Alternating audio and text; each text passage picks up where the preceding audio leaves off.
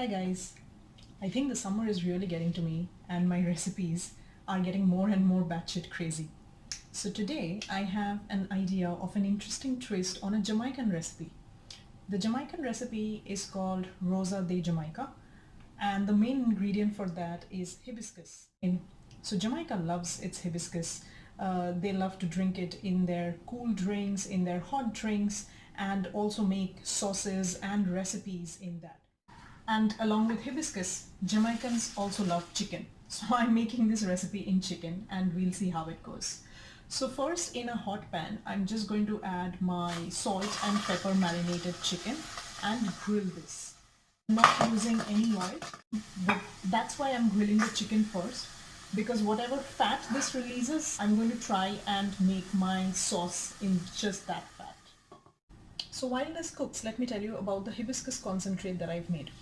I've used dried hibiscus flowers that are normally used for making hibiscus tea, and I've soaked flowers good enough for 2 teas but using only half cup of water. So this liquid is going to be very concentrated. I don't want to use any thickeners while making my sauce. That's why I want a very concentrated liquid so that I don't have to evaporate it for too long. And hibiscus by itself is very spicy. You'll see hibiscus teas are very spicy, so this recipe naturally calls for some sweetener like sugar, honey, whatever it is that works for you. But again, I'm going to try to give you that beach pot, right? So I'm going to try not to add any sweeteners. What I'm doing instead, and this is the experiment that we'll both see together if it works or not, is I'm going to add some beetroot juice.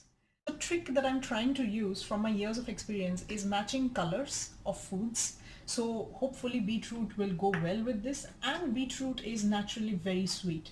So maybe that sweetness itself will work. Otherwise, I have a plan B and we'll see if we have to use that.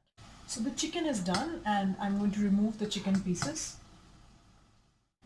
And in the same pan with all the chicken fat remaining in it, I'm going to now pour in my hibiscus concentrate. First let this cook for a while and then I'm going to taste it and keep adding that beetroot juice to adjust for the sweetness. Okay, so this has reduced a bit. Time to add beetroot juice. I have to show you this color. I'm just obsessed with it. You of course know what it looks like. So like I said, add very little amount at first and we'll check for sweetness and come back to it later. I tasted it, it's still very sour, so I added all the remaining beetroot juice. So about half cup beetroot juice and half cup hibiscus concentrate is what I began with. And if it still stays sour, plan B in action. Still sour. It's gone down a bit because of all that beetroot juice. So plan B is coconut water.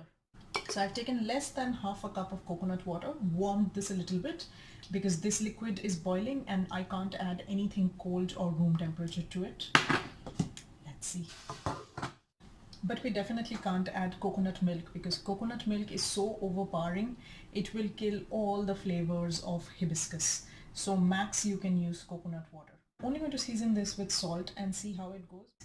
Because it's so spicy, I can even smell it as spicy. So I really don't know what other spices would go with this. And Rosa de Jamaica is a sweet sauce, which I am making as a spicy sauce.